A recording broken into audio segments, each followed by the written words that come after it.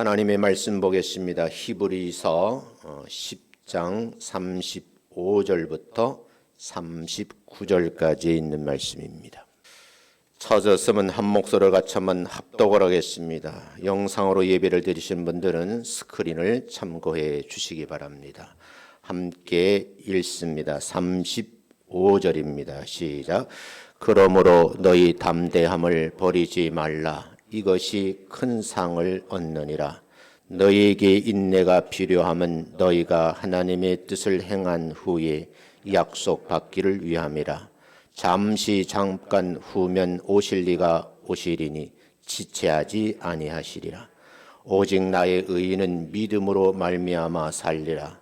또한 뒤로 물러가면 내 마음이 저를 기뻐하지 아니하리라 하셨느니라. 우리는 뒤로 물러가 침륜에 빠질 자가 아니요 오직 영혼을 구원함에 이르는 믿음을 가진 자니라. 아멘. 옆 사람하고 같이 한번 인사하겠습니다. 만나 뵙게 돼서 반갑습니다. 인사합니다. 다시 한번 건강의 복을 받아 누리시기 바랍니다. 인사드립니다. 다시 잘 될 겁니다. 시작. 여러분 12월 한 달도 잘 될 줄로 믿습니다. 어느새 마지막 달이 되었어요. 4주만 보내면 새해를 맞이하거든요. 아마 이때쯤 되면 여러분들이 매우 바쁘실 것 같아요. 여기저기서 연락이 오거든요. 야, 망년에 하자. 망년에는 망하는 것 같아. 야단들이에요. 들떠 있는데 변종 코로나 바이러스가 지금 다시 창궐을 해요. 하필이면 목사님 내외에게 이게 감염이 되어서 지금 그 교회는 예배를 드리지 못하고 있어요. 좀 지혜로워야지 되지 않을까 그런 생각을 오늘 아침 해봅니다. 여러분께서 지금 움직이는 동선이 다 노출되어 있어요. 왜요? 스마트폰이 여러분의 위치를 다 알려주고 있거든요. 순간이라도 자신의 동선을 노출시키를 꺼려하고 속인다면 이렇게 큰 문제가 생긴다 하는 것도 여러분이 참고해 주셨으면 좋겠어요. 망년회가 무슨 뜻인가 하고 사전을 찾아봤더니 국어 사전에서는 이렇게 설명하고 있더라고요. 그 해에 온갖 괴로움을 잊자는 뜻으로 베푸는 모임이다. 이렇게 돼 있어요. 얼마나 고통스러운 시간을 많이 보냈는지 우리 한번 괴로움을 잊어버리자 하고 뜻을 가진 사람들이 모여서 먹고 마시는 잔치가 망년회다. 그래서 망년회하다 망친 사람 많지요? 올해는 그런 일이 없었으면 좋겠어요. 예수 믿는 사람에게 망년회라는 것은 있어서는 안 된다. 그러면 어떻게 모여야 되냐? 송년회로 모이라는 거예요. 송년회. 송년회라는 뜻이 무엇인가 하고 또 사전을 찾아봤더니 이렇게 설명이 돼 있어요. 한 해의 마지막 무렵에 그 해를 보내는 것이 너무 아쉬워서 서로 뭔가 나누기 위해서 여러 사람이 모여서 갖는 모임을 송년회란다. 이렇게 표현되어 있더라고요. 두 단어를 정리해 보면 망년회는 괴로운 사람들이 모인 것이고 송년회는 뭔가 아쉬워서 모여있는 사람이다. 그래서 오늘 여러분에게 아쉬움이 남아있는 분들에게 마지막 4주간 동안 우리가 뭘 해야 될 것인가 생각을 하다가 본문 말씀을 중심으로 해서 제목을 잡기를 뭐라 그랬느냐. 제목 뭐라 그랬어요? 예? 신앙생활 점검을 하자. 그 기간이 4주다. 이렇게 말씀을 드리고 싶어요. 히브리서 12장 15절 말씀을 그냥 전반절만 PPT에 나왔으니까 같이 한번 읽도록 하겠습니다. 시작. 너희는 하나님의 은혜에 이르지 못하는 자가 없도록 하라. 그러니까 송년회가 되면 여름 4주 동안 이제 고민하시는데 하나님의 은혜에 이르지 못한 자가 어디 있는가? 혹시 나 자신은 아닌가 하고 점검을 하셨으면 좋겠다 하는 거예요. 신앙생활은요, 혼자 하면 힘들거든요. 외로운 거예요. 우리 교회를 섬기는 모든 성도들이 거룩한 길에 나섰을 때 함께 동역하는 성도들이 있다는 그 자체를 여러분이 복으로 생각하시기를 주님의 이름으로 축원합니다. 다시 한번 옆 사람 나는 복 받은 사람입니다. 시작. 누구 때문에요? 옆에 있는 당신 때문입니다. 왜냐? 거룩한 삶은 개인의 의지와 노력만 가지고 이루어지는 것은 아니라는 거예요. 그래서 교회 공동체의 구성원들이 서로 지지해주고 격려를 해줄 때에 우리는 함께 이 어려움을 헤쳐나가게 될 줄로 믿습니다. 히브리서 10장 24절부터 25절 말씀에 보면 이렇게 기록이 되어 있어요. 기록된 말씀을 다시 한번 읽어봅니다. 시작. 서로 돌아보아 사랑과 선행을 격려하며 모이기를 패하는 어떤 사람들의 습관과 같이 하지 말고 오직 구원하여 그날이 가까움을 볼수록 더욱 그리하자. 여러분 이 말씀을 꼭 기억을 하셔야 돼요. 모이기를 힘쓰고 서로 믿음의 형제와 자매를 돌아보고 사랑과 선행으로 지지해주고 격려할 때 그때 내가 하나님의 백성이구나 하는 정체성과 더불어서 내게 주어진 사명이 무엇인지 그걸 알게 되고 깨닫게 되면서 영적 진보를 나타낼 수가 있다. 그런 의미에서 여러분들이 이 한 주간을 돌아보면서 11달 동안 살아왔는데 4주간 동안 한번 신앙 점검을 잘 하셔서 새해를 맞이했으면 참 좋겠다 하는 말씀을 함께 드립니다. 히브리서 10장 28절부터 29절은 이렇게 기록을 하고 있거든요. 어떻게 되는가 한번 읽어보겠습니다. 시작. 모세의 법을 폐한 자도 두세 증인으로 말미암아 불쌍히 여김을 받지 못하고 죽었거든 하물며 하나님의 아들을 짓밟고 자기를 거룩하게 한 언약의 피를 부정하는 것으로 여기고 은혜의 성령을 욕되게 하는 자가 당연히 받을 형벌이 얼마나 무겁겠느냐. 너희는 생각하라. 그러니까 먼저 생각을 하라는 거. 한글로 번역이 돼서 생각하십시오. 구약 성경에 보니까 모세의 법을 폐한 자도 불쌍히 여김을 받지 못하고 죽었습니다. 그런데 지금 하나님의 아들을 짓밟고 자기를 거룩한 언약의 피를 부정하는 사람이 있다고 하면 은혜의 성령을 받고 욕되게 하는 사람들이 있다고 하면 형벌이 기다리고 있습니다. 그래서 뭐요? 생각하십시오. 그렇게 말하는 거예요.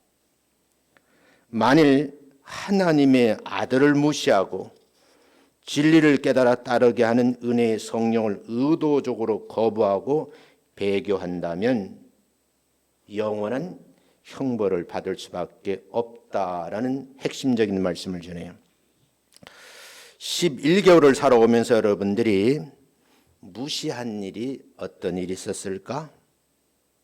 하나님의 명령을 거부한 일은 어떤 일이 있을까?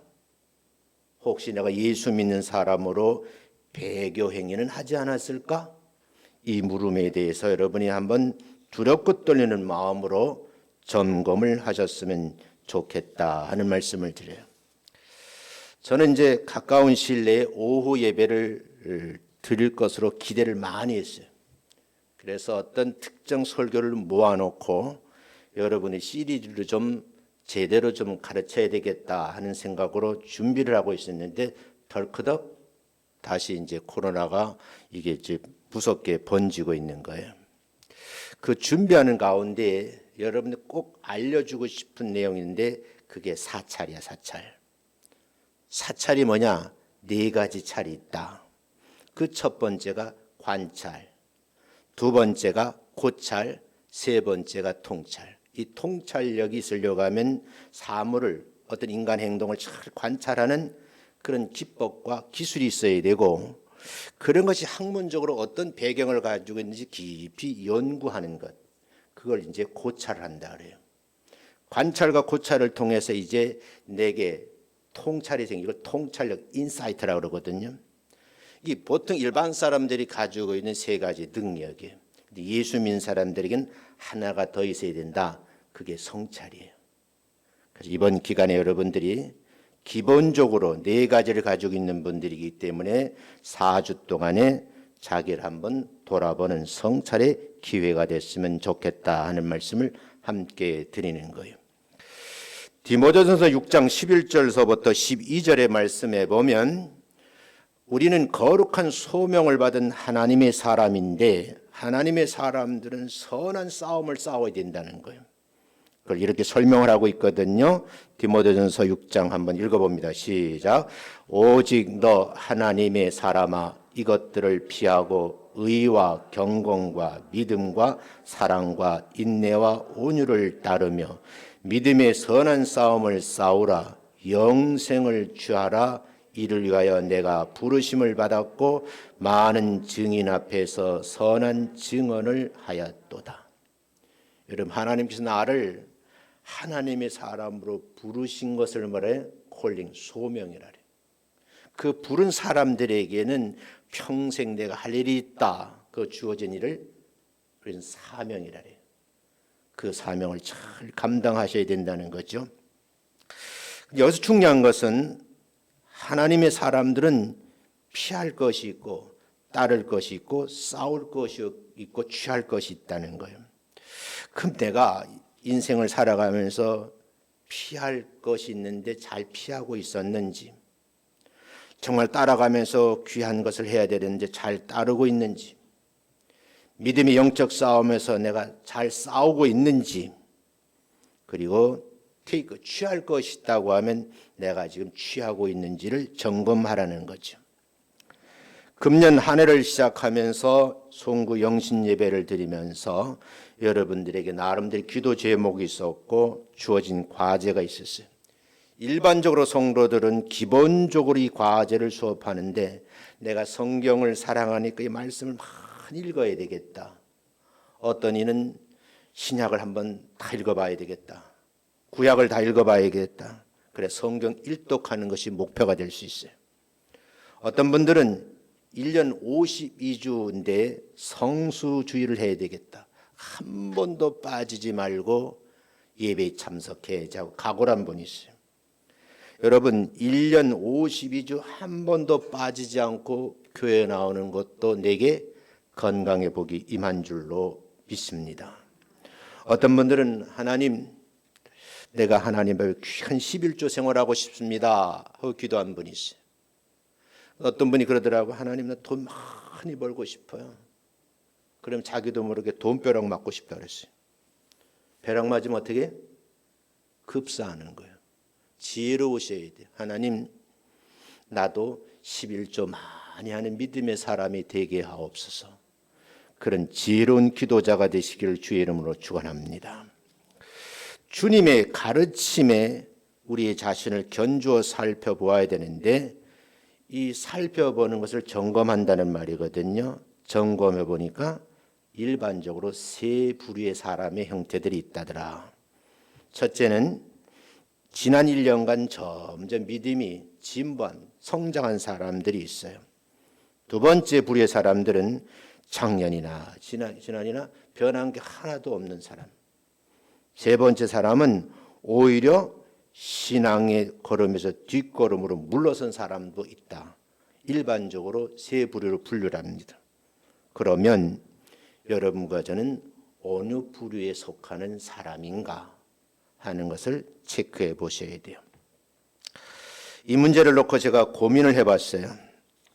근데 가장 문제가 되는 사람은 어떤 사람일까? 세 번째 사람의 경우도 문제이겠지만 두 번째 부류에 속하는 사람들도 제가 생각하는 더 큰 문제를 안고 있다. 왜냐하면 적어도 현상 유지했다는 안일한 생각에 빠져서 뒤로 물러선 사람은 자신이 후퇴한 사실을 깨닫고 정신 차릴 수 있지만 지금 유지하고 있는 사람은 잠자고 있는 사람인데 현 상태에 만족하고 있기 때문에 뛸 준비가 안 돼 있다는 거예요. 스타트가 할 수 없는 상태예요. 예를 여러분 비유를 들어서 자전거 타는 거에 좀 비유를 하겠어요. 자전거는요 앞으로만 갈 수 있는 거예요. 탄력을 받아서 중심을 잘 잡고 가는 거죠. 근데 여러분 멈추거나 뒤로 갈 수 있다 그러면 얼마나 좋겠어요. 내리는 것도 기술이고요. 뒤로는 갈 수가 없다는 거예요. 앞으로 나아가지 않으면 곧 넘어지고 마는 거죠. 우리 신앙도 마찬가지라는 말씀을 드리고 싶어요. 앞으로 나아가지 않으면 결과는 쓰러진다는 거예요. 그렇다고 하면 왜 우리 신앙이 자라지 못하는 것일까? 원인을 분석해보고 점검을 해보면 한 3가지 정도 여러분 자기 나름대로의 생각이 정리가 돼요. 잘 이해가 안 되니까 우리 주변인 동식물의 모습에서 예를 들어보겠어요. 왜 진보하지 못할까? 성장하지 못할까? 그 첫 번째가 병이 들었기 때문에. 사람이나 짐승도 병이 들면 자라지 못하는 거예요. 식물도요, 병이 들면 성장하지 못하더라고요. 두 번째는 먹지 못해서, 영양분을 섭취 못해서 자라지 못하는 사람이 있어요. 아이들이 쑥쑥 자랄 때를 보세요. 엄마가 냉장고에다가 아이 먹을 걸 잔뜩 갖다 놓으면 냉장고 문이 불이 나도록 열고 닫으면서 계속 먹는 거예요. 잘 먹는 아이는 잘 크더라고요. 저희 형제들의 조카들 있죠. 제 동생의 그 아이 하나는요. 아버지보다 내가 키가 더 크는 것이 얘의 목표예요. 그러니까 열심히 먹더라고요. 몇 년 전에 그 친구를 제가 결혼식장에서 만났어요. 정말 아버지보다 훨씬 더 크더라고요. 내가 그래서 툭 치면서 야, 너 성공했구나 그랬어요. 성공했구나. 잘 먹는 아이가 크더라 그런 말이에요. 또 한 가지는요. 늙으면 자라지 않는다는 자연의 현상이에요. 나이가 들어 늙으면 키가 줄어들잖아요. 매우 속상해요. 저는 내 평생 소원 키가 1m 70 넘는 거예요. 그런데 그래도 내가 억지로 재면 1m 69였는데 어느 날 신체 검사, 건강검진을 딱 재는데 보니까 1m 67이라고 그러는데 2cm가 줄었는데 작년에는 다시 재니까 66이라고 그러더라고. 아주 속상해요. 자연의 현상이거든요. 자, 우리 신앙도 마찬가지라는 거예요. 심령에 병이 들었거나 교회 출석을 게을리하게 되면 신령한 양식인 하나님의 말씀을 먹지 못하거나 아니면 그 상태를 유지하면 신앙이 자라지 않는다는 거죠. 신앙생활 오래 하다 보면요. 타성에 젖어버려서 이 정도면 내가 신앙생활 잘하는 거야 라고 할 수 있다는 거죠. 그런데 타인이 제3자가 봤을 때 항상 그 자리에 멈춰 있다는 거죠. 성경적 예를 들겠어요. 삼손이라는 사람이 있어요. 여인의 꾀임에 빠졌어요. 이 들릴라는 잘 남자를 꼬드긴 기술을 가진 사람이에요.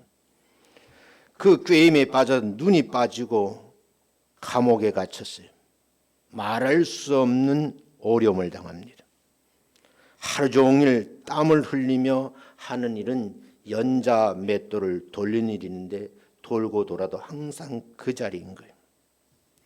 신앙을 잃어버린 사람이 삼손과 같은 사람이다. 그런 말씀을 드리고 싶어요. 다람쥐를 잡아놓고 잘 놀으라고 쳇바퀴를 달아놓거든요. 그 다람쥐가 쳇바퀴 소리 열심히 돌리는데 정말 부지런히 돌려요. 그런데 결과는 뭐예요? 쳇바퀴 안에 있는 거예요. 그렇다고 하면 내 생활을 한번 뒤돌아보자.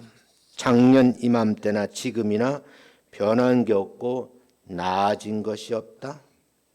그렇다고 하면 내 신앙에 문제점이 있다는 것을 좀 진단받았으니까 한번 여러분이 스스로 점검을 해보시자. 언제?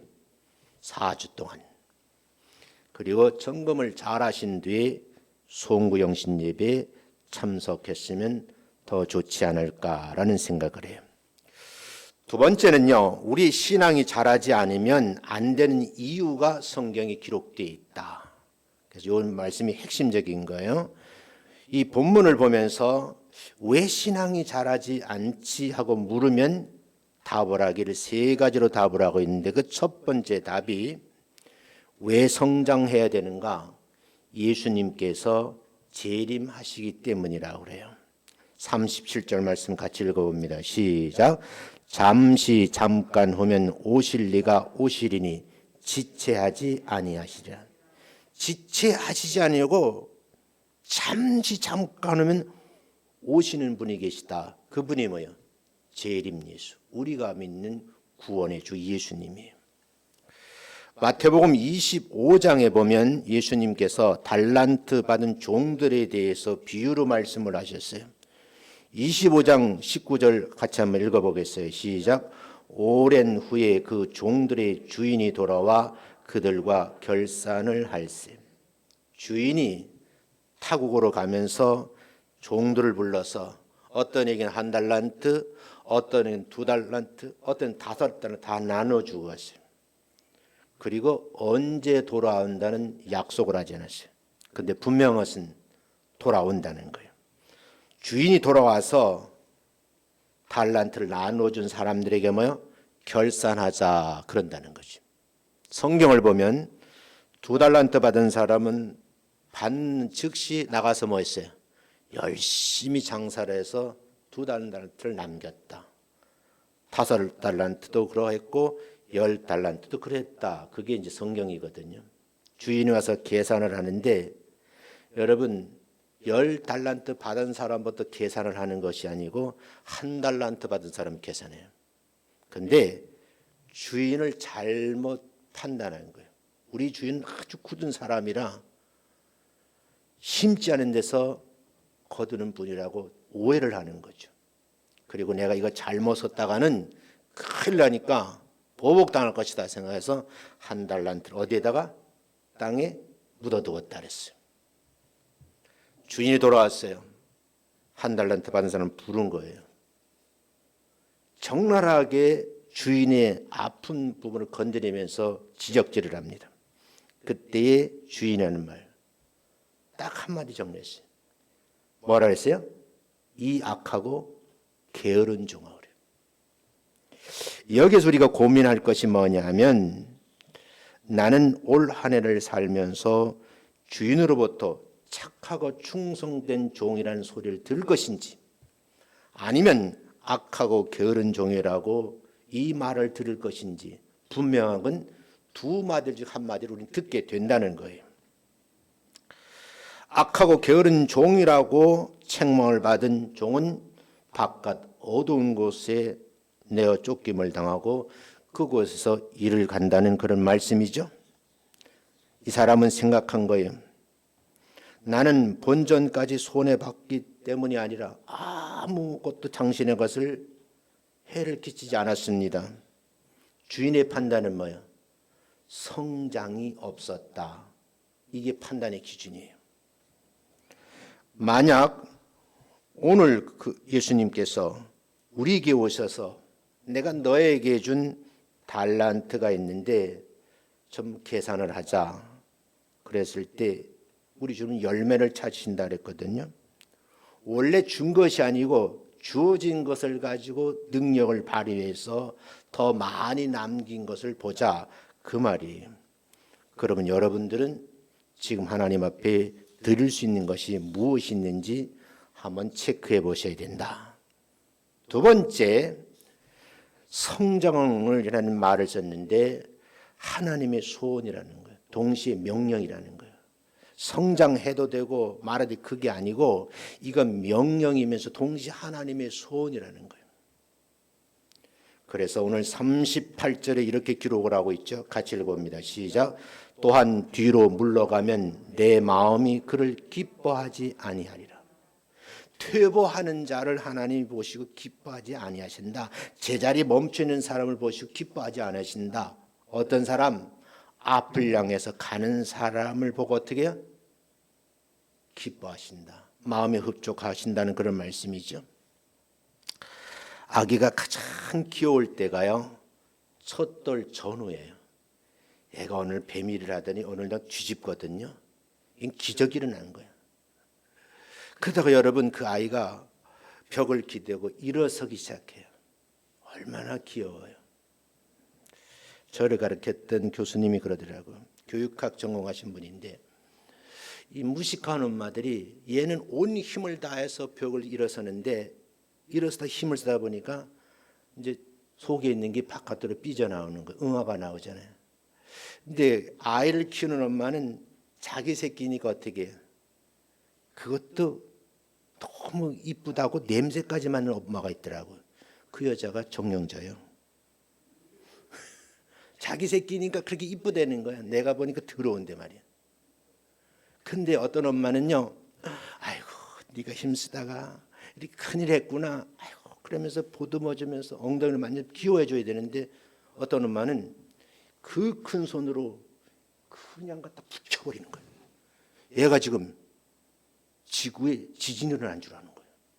그때의 충격은 평생 간다고 그래요. 그래서 저는 공부를 하면서 이 배움이라는 것이 그렇게 소중하다는 것을 알게 된 거예요. 자, 이 말씀 속에서 보면 정말 고민을 해야 돼요. 뒤로 물러가면 내 마음이 이 바꾸면 슬프다는 거예요. 기쁨의 반대말이 슬프단 말이잖아요. 그러면 하나님께서 나를 통해서 기뻐하신 일은 뭐예요? 뒤로 물러가지 아니하고 앞으로 가는 사람을 말하는 거죠. 세월이 흐르는 만큼 나이가 먹어요. 키도 크고 지식의 수준도 높아지고 그러면서 이제는 성장을 하면 속마음이 어떻게 해요? 좀 나름대로 폭넓어지지요. 근데 여러분 고민을 하셔야 돼요. 아까 내가 4차를 얘기했잖아요. 그럴 때 여러분 자기를 돌아볼 수 있는 성찰을 하실 수 있으면 그게 진짜 예수쟁이라는 그런 말씀이에요. 이런 말이 있어요. 살아있는 물고기는 강물을 거슬러 간다는 거예요. 최종 목표를 향해서 거슬러 가서 내가 태어났던 그 고향에서 마지막 생의 일을 다 마치고 수정을 하는데 거기서 자기는 이제 죽는 거예요. 그게 이제 연어일생이거든요. 근데 여러분 물고기가 자기의 생을 다하게 되고 거슬러 갈 힘이 없어지면 떠내려가는 신세가 되어버리고 마는 거예요. 그래서 성경은 이렇게 말하거든요. 믿는 사람들이 하시는 말씀. 이사야서 40장 31절에 보면 이렇게 말씀을 하셔요. 읽어봅니다. 시작. 여호와를 앙망하는 자는 새 힘을 얻으리니. 내가 새 힘을 얻고 싶느냐? 조건이 뭐예요? 여호와 하나님을 앙망하라. 그 뜻이 어떻게? 오직 on이라는 뜻을 가지고 있어요. 하나님은 우리 믿음의 사람들의 신앙이 성장하기를 원하고 계시는 줄로 믿습니다. 이 점점 성장하는 사람들은 주일 성수를 못했던 사람이 뭐야? 주일 성수하고 싶은 마음이 생기고 안 빠지고 나오려고 노력을 하는 거죠. 평생 가도 전도할 줄 모르는 사람이 그래도 내가 예수 믿게 된 것은 누구 때문인데 하고 은혜를 갚기 위해서 내가 평생 한매로 전도해야 되지 그런 마음이 생기죠. 한 세상을 살아가면서 이왕이면 물질을 다스려가면서 살 수 있는 그런 사람이 되기 위해서 내가 하나 귀한 것 많이 드려야겠다 하는 마음을 품게 되죠. 주일 낮 예배밖에 모르던 사람이 주일 오후 예배도 참석하고 수요일 예배도 참석하는 거예요. 저는 요즘에 그런 생각을 했어요. 우리 교회가 조금 성장을 하면 장로님을 피택을 해야 되는데 피택하시기 참 어렵겠다는 생각을 해요. 우리가 일부 예배를 드리는데 네 분 장로님이 계속 나오시거든요. 이 조건이 돼버린 거예요. 일부 예배 안 나오면 이제 장로 피택받기가 어렵게 됐어. 이게 지금 사실 어려운 일이지만 그걸 할 수 있다는 것 자체가 뭐야? 너무 고마운 거야. 이게 결정되고 제가 일부 예배를 지금까지 드리는데 일부 예배는 정말 힘들어요. 저는 비염이 있고 이래서 아침에 일어나면 목도 아프고 코도 막히고 막 힘들거든요. 근데 여러분, 그럼에도 불구하고 앞으로 달려가는 것이지 뒤로는 물러서서는 안 된다 하는 얘기예요. 세 번째는 어떤 뜻이 있느냐? 성장은 신앙인의 본분이고 영원히 사는 길이라는 거예요. 내가 영원히 살고 싶으냐? 그러면 신앙인의 본분을 다해야 된다. 그 본분을 다하다 보면 성장한다는 거거든요. 39절에 이렇게 기록이 되어 있어요. 읽어보겠습니다. 시작. 우리는 뒤로 물러가 멸망할 자가 아니요 오직 영혼을 구원함이는 믿음을 가진 자니라. 이걸 좀 살을 붙이면 어떻게 해요? 뒤로 물러가는 자는 멸망한 자이고 앞을 향해 가는 자는 뭐예요? 그 사람이 어떤 사람? 믿음을 가진 사람이라. 그 믿음 가진 사람 하는 일이 뭐예요? 영혼 구원하는 일이다. 그런 얘기거든요. 생명을 가지고 있는 것들의 특징이 뭐냐? 자란다는 거예요. 성장한다는 거예요. 여기에 대해서 히브리서 6장 4절에서는 이렇게 설명을 해요. 한번 읽어보겠습니다. 시작. 한 번 빛을 받고 하늘의 은사를 맛보고 성령에 참여한 바가 되고 하나님의 선한 말씀과 내세의 능력을 맛보고도, 여기까지는 참 이게 할 일이야. 그런데 그 다음서부터 맛보고도 그랬어요. 시작. 타락한 자들은 다시 새롭게 하여 회개할 수 없나니 이는 그들이 하나님의 아들을 다시 십자가에 못 박아 드러내놓고 욕되게 함이라. 땅이 그 위에 자주 내리는 비를 흡수하여 밭가는 자들이 쓰기에 합당한 채소를 내면 하나님께 복을 받고 만일 가시와 엉겅퀴를 내면 버림을 당하고 저주함에 가까워 그 마지막은 불사름이 되리라. 우리가 성장하지 않으면, 열매를 맺지 못하면 마지막엔 뭐야? 주인이 와서 다 거두어서 불태워 버린다는 거예요. 내가 성장해서 열매를 거두어 드려야지만 하나님께서 창고에 모아드린다. 왜? 알곡신자이기 때문이라는 것이죠. 신앙이 성장하지 못한 사람들의 최후의 모습을 이렇게 지금 성경은 묘사해 놓고 있어요.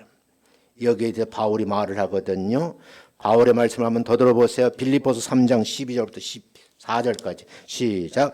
내가 이미 얻었다 함도 아니요 온전히 이루었담도 아니라 오직 내가 그리스도 예수께 잡힌 바 된 그것을 잡으려고 달려가노라.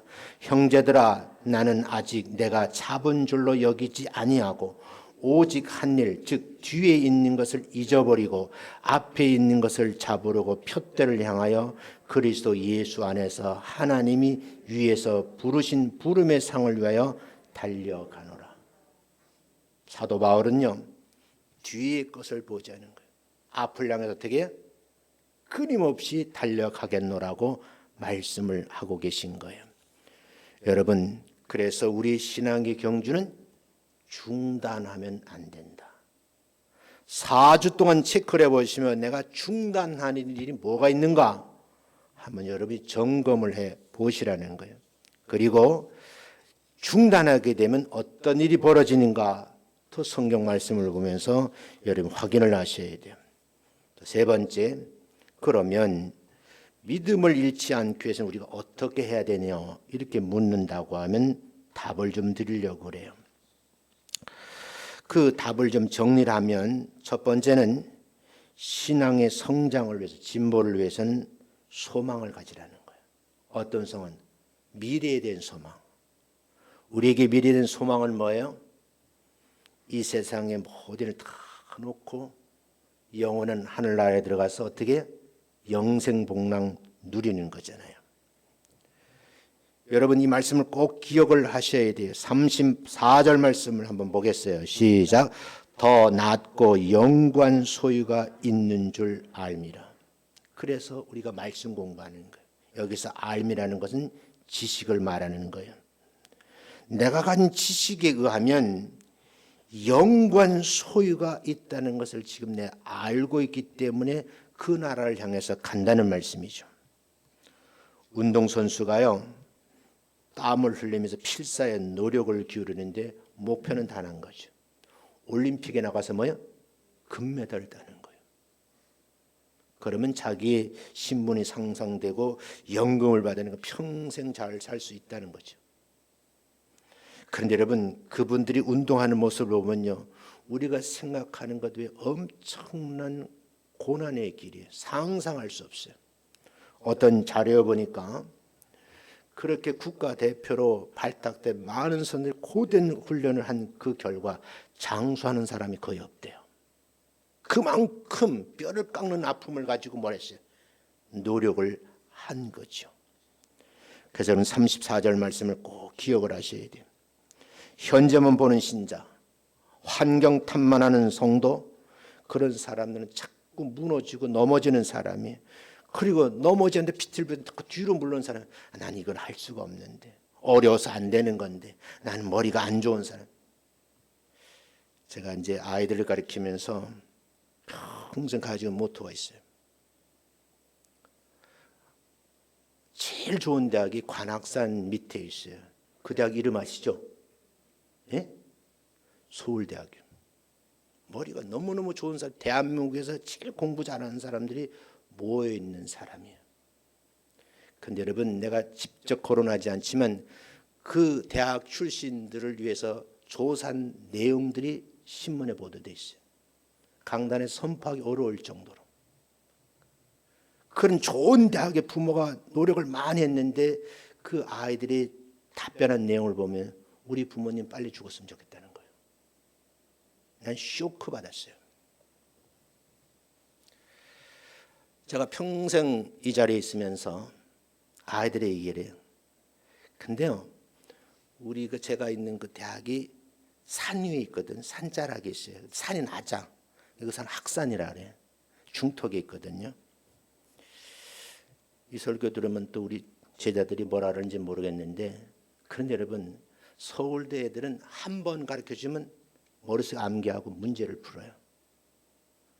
저 같은 사람은 한 번 가르쳐주면 못 풀어. 이해가 될 때까지 반복해 공부를 하는 거예요. 그리고 결국 마지막에는 그 문제를 풀어요. 제가 이 나이에 대해서 많은 사람들을 찾아보면서 성공한 사람들 보니까 머리 좋은 사람이 성공하는 것이 아니라 어떻게 노력하는 사람이 성공하더라고요. 한 번에서 안 되면 두 번 해보고 세 번 해보고 네 번, 다섯 번 하는 거예요. 같이 영어 공부하는 사람들을 만나봤어요. 머리 좋은 사람들은요, 기초 공부를 안 해요. 결국은 명문대를 나와서 외국인하고 말 한마디를 못해요. 선생님이 가르쳐주는 대로 그냥 무식할이 많지 ABC 다시 배우고 문법 공부하지 않고 말부터 가르치면요, 다 말들 하더라고요. 원리가 있는 거거든요.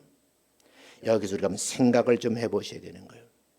머리 좋은 사람, 쟤는 머리가 좋으니까 나는 머리가 안 좋아서 패배 주제 하지 말라는 거. 안 되면 언제까지? 될 때까지 해보는 거예요. 환경 탓하지 마시고 넘어지지 마시고 포기하지 마시고 도전하시라는 말씀을 드리겠어요. 믿음을 잃지 않기 위해서 어떻게 두 번째 답이 뭐냐? 좀 지구력이 있어야 된다. 인내를 하셔야 된다는 거야. 그래서 오늘 36절에 이렇게 소개를 하고 있거든요. 한번 읽어보겠어요. 시작. 너희에게 인내가 필요함을 너희가 하나님의 뜻을 행한 후에 약속하신 것을 받기 위함이라. 여러분, 하나님께서 약속하신 거 우리에게 주시려고 지금 계시는데 거기에 뭐가요? 필요한 것인데 오래 기다려야 된다는 거예요. 근데 요즘 젊은 친구들이 이 기다리는 연습이 잘 안 돼 있는 거예요. 너무 급해요. 저 요즘에 정말 이렇게 첨단 시대를 살아가면서 모르는 용어들이 참 많아요. 그래서 저 사람들 요즘에 공부하는 게 메타버스에도 공부를 해요. 처음에는 그 말이 무슨 뜻인지 모르겠어요. 그걸 계속 반복해서 읽고 반복하거든요. 저는 한번 이렇게 제 방에 앉아 있으면 5-6시간 안 나와요. 한 곳에 가만히 그 집중적으로 생각하는 습관이 있어요. 어제 내가 교회에 있었는데 우리 허 목사님을 별로 본 기억이 없어. 내 방에 들어앉아 내 일하느라 하고 난 혼자 조그만 방에서도 그렇게 행복해요. 어떤 사람은 우울증 걸린다는데 난 신기한 사람이야. 안 되면 될 때까지, 이해될 때까지 최선의 노력을 다해보는 거예요. 결과는 하나님 앞에 맡겨놓고. 저는 바라기를 우리 교회 성도님들은 저를 좀 닮았으면 좋겠다. 아멘. 한번 한데 큰 반짝하다 마는 것이 아니요 끝까지 한번 해보는 거지요. 성경은 말하거든요. 신앙의 경주는 단거리가 아니라 평생 달려갈 장거리 경주라는 거예요. 하나님의 약속이 성취되는 데는 외부 상황보다도 내면 상태가 더 중요하다. 그래서 여러분 기본적인 지식도 있어야지만 들여다볼 통찰력이 있어야 되고 더 한다면 성찰을 하실 수 있으셔야 된다는 거예요. 조바심을 내면서 서두르면 하나님의 뜻을 온전히 이룰 수가 없다고 말씀을 하셔요. 그러나 여러분 모든 것을 하나님께 맡기고 인내하면서 기다리면 하나님의 약속이 정확하게 실현되는 것을 볼 수 있는 날이 온다는 거죠. 그 과정 속에서 고통이 따를 수도 있어요. 어려움이 올 수도 있어요. 미래가 확실하기 때문에 참고 견디셔야 된다 하는 말씀을 드려요. 하나님의 방법으로는요, 고난이 끝나는 그 시점 호련히 내게 찾아오신다는 거거든요. 그래서 두려워하지 말고 뒤로 물러가지 말고 멸망에 빠지게 되면 아무것도 이룰 수 없기 때문에 앞으로 뭐 하라는 거예요? 전진하라. 12일 동안 전진해 왔는데 혹시 하지 못하는 점검을 하시면서 내년은 내가 어떻게 출발해야 되지? 구체적으로 그림을 그리셨으면 좋겠다 하는 말씀을 드려보는 겁니다. 하나님 말씀하시거든요. 감당하지 못할 시험은 주지 않는다는 말씀이시죠. 지체하지 않으시고 오셔서 내 눈물을 닦아주시고 약속하신 영원한 생명의 길로 인도하신 우리 하나님. 그 하나님을 믿는 사람들에게는 결과물은 좋은 것으로 누리게 될 줄로 믿습니다. 성경은 말하죠. 의인은 뭘로 살아요? 믿음으로 산다 그러잖아요. 그 과정 속에 인내가 필요하다. 이렇게 좀 말씀을 좀 맺을까 해요. 신앙의 최종 목적지는 주님을 만나는 그날이에요. 그날까지 푯대를 바라보면서 전진하자는 거예요. 목적이 분명하지 않은 사람은 그 열심히 오래 가지 못하고 쉽게 낙심을 해요. 설계도 없이 집을 지을 수 없잖아요. 도면이 없으면 집을 짓는 목수 같아서 그냥 도면을 대충 짓는 거예요. 언젠가는 화를 당할 수 있어요. 이제 한 달밖에 남지 않았거든요. 힘껏 달려가는 여러분들 앞에 하나님의 은혜가 넘치게 될 것이라고 하는 확신을 가지고 앞을 향해서 뛰시는 여러분 되시기를 주님으로 축원합니다.